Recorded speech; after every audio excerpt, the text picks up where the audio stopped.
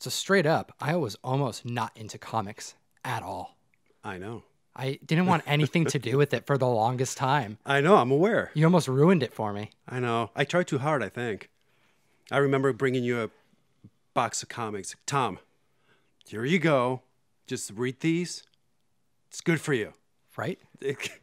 They said there. You never. I never wanted to read. Well, it's because I was doing, if we did a convention, it wasn't because I was going to go and have fun at a convention. It was I was going to sit in the booth and watch a bunch of old dudes go through and pull out comic books and give us $1 or $2 for them. I know. Or it was, hey, move these long boxes from one place to the other. and over again. But one thing we did bond over, because you're a drummer, and a singer. You play other music, but you're primarily a drummer.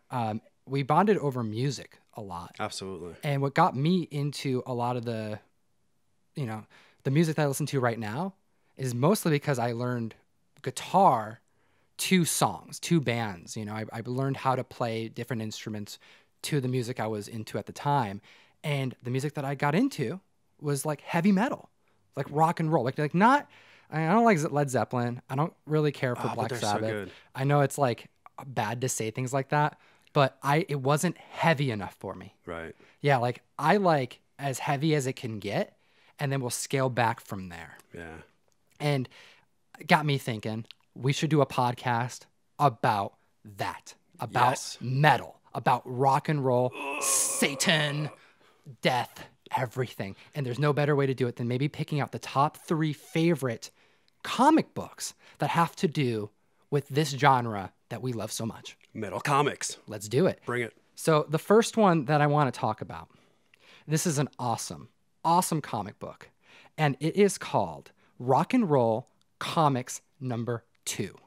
Do you know what band is featured on Rock and Roll Comics number 2? Metallica. Metal up your ass.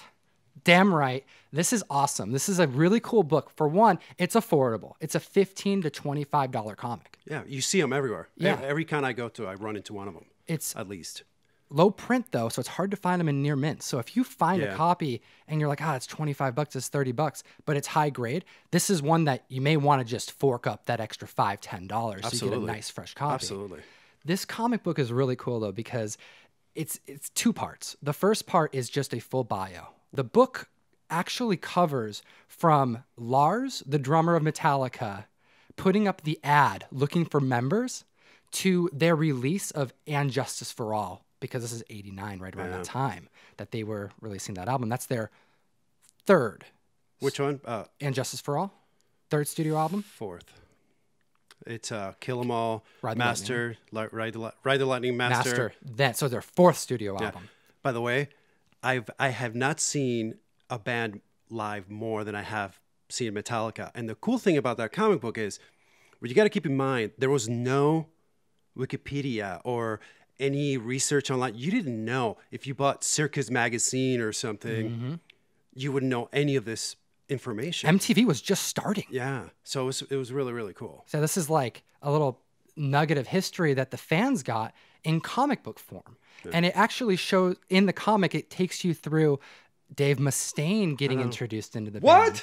I know, right? And then it shows their first bass player. Then it shows them meeting Cliff. And then they show the untimely demise of Cliff with Jason getting brought into the band. And there's actually a time in between And Justice for All that was about to come out. And in this book, they address James Hetfield breaking his arm and them unable to put out the album on time. So instead, they put out the VHS tape of Cliff. And that's where that came out. Wow. So this is all addressed in this comic book. It's awesome. There's also a little story at the end that has nothing to, like, it's fictitious, but it's Lars doing a tennis match with a villain. Yeah, because he used to be a tennis player. That's right. That's right. So really cool comic. I definitely recommend it for any metal fan. You got to have it in your collection. And go see Metallica live. I know they're huge and not as cool as they were back then, but I'm telling you, there's no tighter band. I've seen many, many, many, many bands live. No tighter band than Metallica. Go check them out. Definitely. All right, so let's chat about comic number 2. Oh, Kiss. We have to. Literally listening to them on my way here. Coincidental. We Yeah, came up I with didn't this idea right after before you got here. Yeah, I'm like, that's weird. Yep. I was listening to Creatures of the Night, not their best album, but it has a special place in my heart because I don't know, had that album and I would listen to it over and over again. Boom. Yeah. What comic book should we highlight for Kiss? I would say that 1977 comic book. It's cool because it's got a bit of a connection. Yeah, Kiss #1, the magazine. Kiss #1 magazine, yeah, from 1977, and it has a little connection to our us coming from Buffalo. That's a good point. Yeah. That's a good point. This is the blood issue. Yeah. This is the issue. I actually mentioned this in a prior podcast. I'll link it out at the end of the discussion about Stan Lee. But this is the issue where Stan and the members of Kiss went to Buffalo, New York, which is where we're from. That's right. Stopped traffic to go put a couple vials of blood. Has some chicken drops wings. of blood. Yeah. Some blue cheese. Shout out Joey Diaz. Yeah, they put some drops of blood at the printing press, and there's DNA of the Kiss members in this magazine. Yeah, kind of cool. Have you ever opened up one? I have not. It's I've pretty owned cool. one, but I've never actually. I'm that weird. I'll buy it and just keep it there just to have it. Yeah, it's got two. I've read one before. It has two stories, like full in color, and this was actually Kiss's first like big in-depth like dive into the industry. Gene Simmons is a huge comic book fan.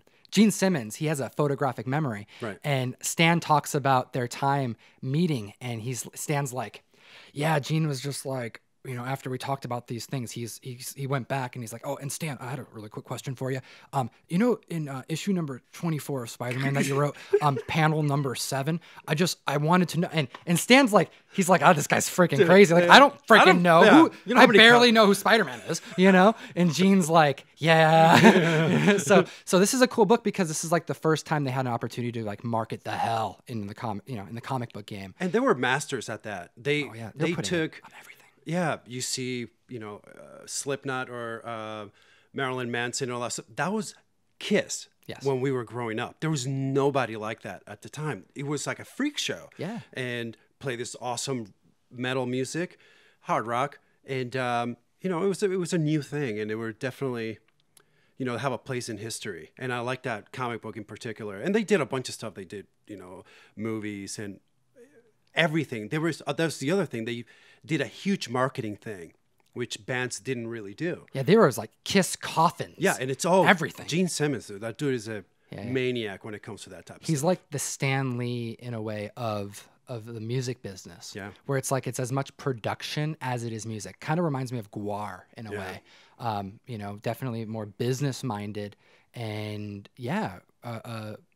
a guru of the industry. Kiss Psycho Circus. Ooh, it's yes. also, and I gotta tell you, that came out in '94, and I highly recommend it. I'm unsure as to how much that's worth, but if you want a good comic book, a good comic book series, Psycho Circus is really, really, really good. I highly recommend it. Yeah, the visuals in that are fantastic. Oh, amazing! Line amazing. work.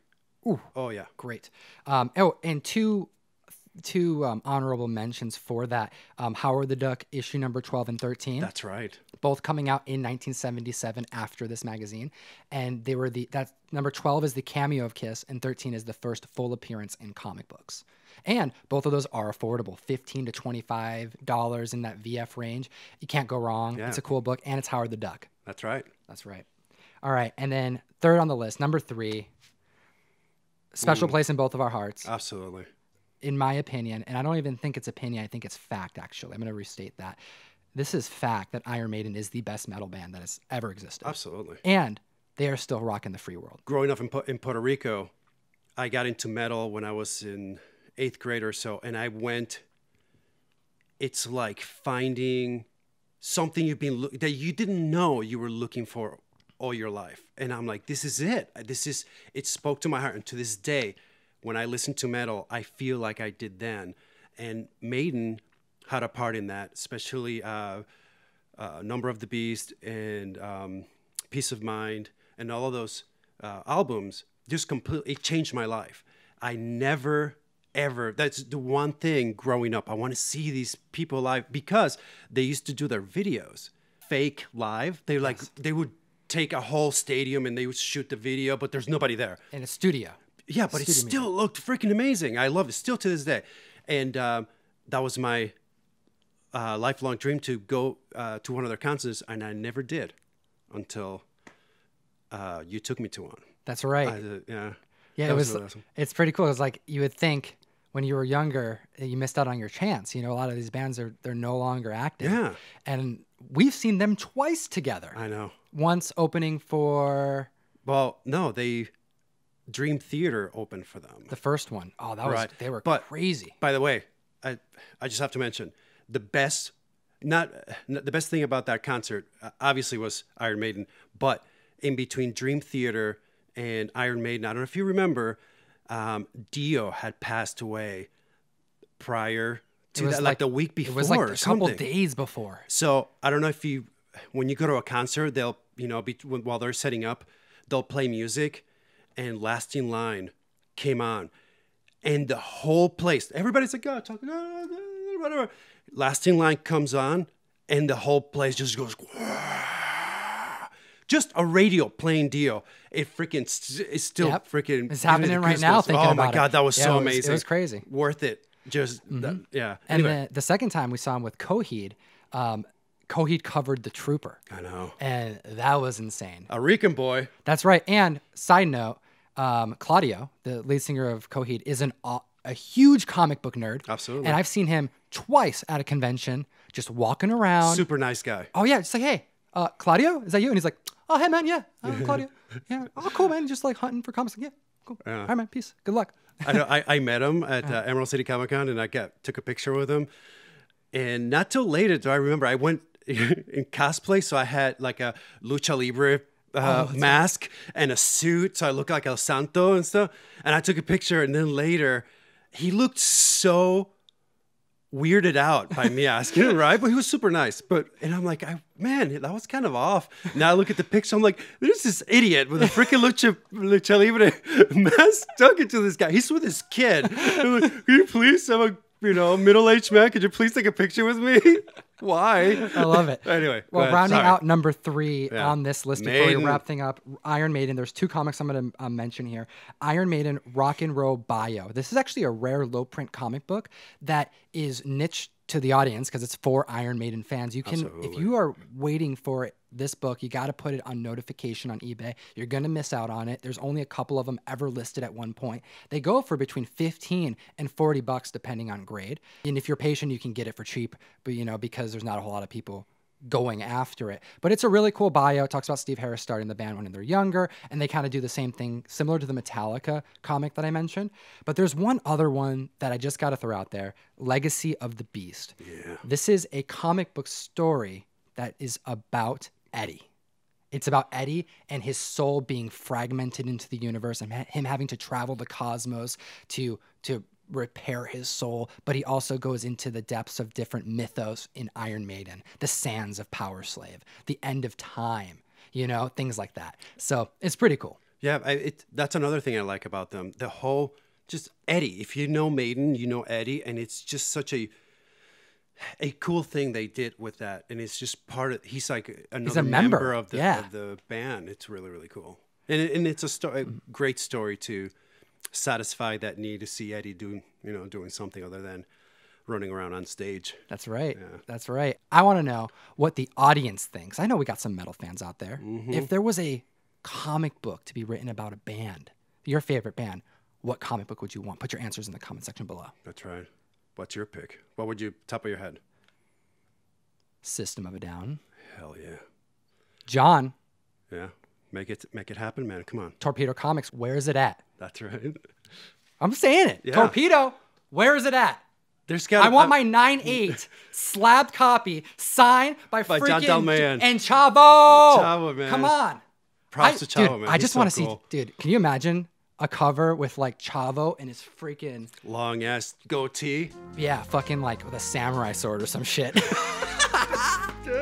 All right, we do appreciate your time. Don't forget to hit that like and subscribe button. And as always, geek responsibly. Enough said. Thank you so much for watching the video. Don't forget to like and subscribe. And yeah, geekstreet101.com. That's my website where you can sign up for the mystery mail call where I send you comic books monthly.